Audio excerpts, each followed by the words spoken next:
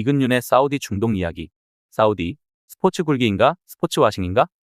호날두 2억 유로, 네이마르 1억 유로, 벤제마 2억 유로, 캉테 1억 유로. 최근 사우디아라비아가 네임드 축구 선수들을 자국 리그로 불러들이며 쏜 연봉 총액이다. 현 시대 최고의 축구 선수로 추앙받는 음바페가 받는 7천만 유로와 메시의 4,500만 유로를 훌쩍 뛰어넘는 스포츠 역사상 최고의 금액이다. 물론 음바페에게도 3억 유로, 메시에게도 4억 유로의 제안을 했지만 두 선수는 이를 거절한 바 있다. 고액 연봉 외에 선수 영입을 위해 사용한 이적료도 8억 유로를 웃돈다. 뿐만 아니라 사우디 국부 펀드는 3억 파운드의 잉글랜드 구단 뉴캐슬 유나이티드를 인수했고 알힐랄, 알나스르, 알이티하드와 아흐리 등 사우디 리그 톱4 구단의 지분 75%를 갖고 있다. 앞으로 제대로 큰 판을 벌여보겠다는 선언을 하고 있는 셈이다.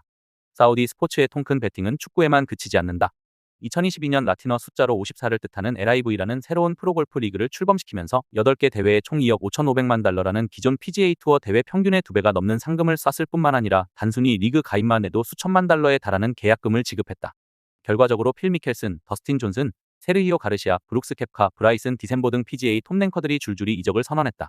심지어 타이거 우즈에게는 10억 달러의 계약금을 제안하기도 했지만 성사되지는 않았다. 결국 사우디의 돈 공세에 굴복한 PGA 투어는 작년 LIV와의 합병을 선언하며 세계 골프는 사우디의 지배하에 들어가게 되었다. 이뿐 아니라 작년에는 테니스 선수 한 명도 없는 사우디에서 ATP 테니스 대회를 개최하기 위해 수천만 달러의 상금과 후원금을 지불했고 프로 격투 리그에 1억 달러, 파라마운트 소유의 벨라토르 인수에 수천만 달러를 쏟아부으며 MMA 시장 1위인 UFC에 도전장을 내밀었다. 또한 석유공룡 아람코의 후원을 받는 포뮬라1도 지난해부터 그랑프리 레이스 개최지에 사우디의 제다를 포함시켰다. 작년 10월 사우디 리야드에서 열린 복싱 이벤트도 상징적인 사건이다. 세계 헤비급 챔피언인 타이슨 퓨리와 PFL 소속 종합격투기 선수 프란시스 은가누의 경기가 복싱의 메카인 라스베이거스가 아닌 리야드에서 열렸다. 스포츠업계 신흥시장인 e스포츠도 예외가 아니다. 사우디는 게임 산업 육성을 위해 400억 달러를 투입할 계획이라고 밝혔고 내년부터 리야드에서 e스포츠 월드컵을 매년 개최하기로 했다. 사우디가 2021년 초부터 작년까지 스포츠 후원으로 사용한 돈만 63억 달러에 달한다. 게다가 최근 사우디는 대형 스포츠 이벤트를 독점하다시피 하면서 세계 스포츠 시장을 쥐락펴락하고 있다. 최근 막대한 자본력으로 유치한 굵직한 대회만 4개다. 2027 AFC 아시안컵, 2029 동계아시안게임, 2034 하계아시안게임, 2034 월드컵이 모두 사우디에서 개최될 예정이다. 이렇게 몰아줘도 괜찮나 싶을 정도로 빼곡한 일정이지만 오랜 은둔의 나라가 개방으로 나오겠다는 선언에 국제사회가 적극 화답하고 있다는 느낌이다. 많은 인프라를 중복 활용하여 개최 시너지를 높일 수 있다는 점도 사우디 입장에서는 큰 매력으로 보인다. 그렇다면 이렇게 숨가쁠 정도로 달리고 있는 사우디의 스포츠 투자에 대한 여론은 어떨까? 앞에서 언급한 것처럼 국제사회가 여러 국제대회를 몰아주고 있는 것은 사우디의 움직임을 긍정적으로 평가하고 있다는 인상을 주기에 충분하다.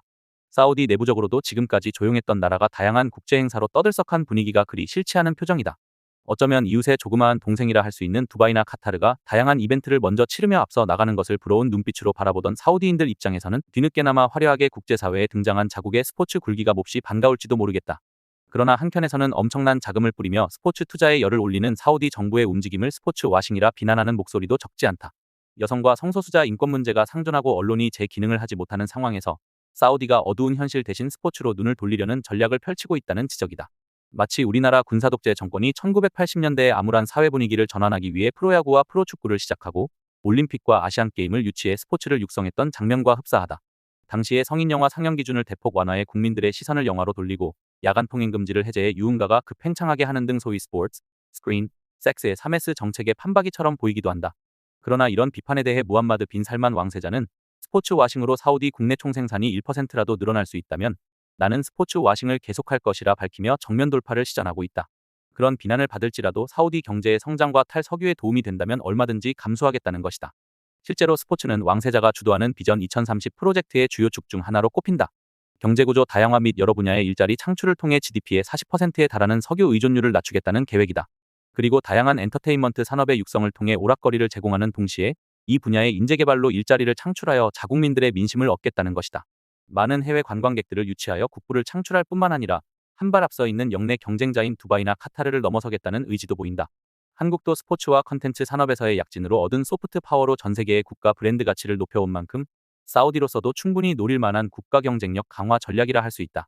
사우디에 11년째 살고 있는 필자의 입장에서는 사우디가 이렇게 적극적으로 스포츠 투자에 나서고 있는 것이 반갑기 그지없다. 한국도 한때 무엇보다 순수해야 할 스포츠가 정권의 그림자를 가리는 도구로 사용되었던 아픈 시절도 있었지만 결과적으로는 활발한 국제사회와의 교류를 통해 좀 더 개방적이고 진취적인 사회 분위기를 만들어내는 데 큰 역할을 하지 않았는가.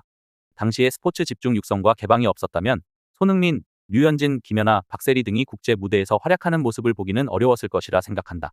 또한 1987년 직선제 개헌을 요구하던 6월 항쟁 때 제2의 광주민주화 항쟁과 같은 비극으로 치달을 수도 있는 일촉즉발의 상황에서 1988년 올림픽 개최를 코앞에 두었던 전두환 정권이 어쩔 수 없이 6.29 선언을 통해 국민들의 요구를 수용한 것은 스포츠가 역사를 바꾼 중요한 사례라 할 수 있다.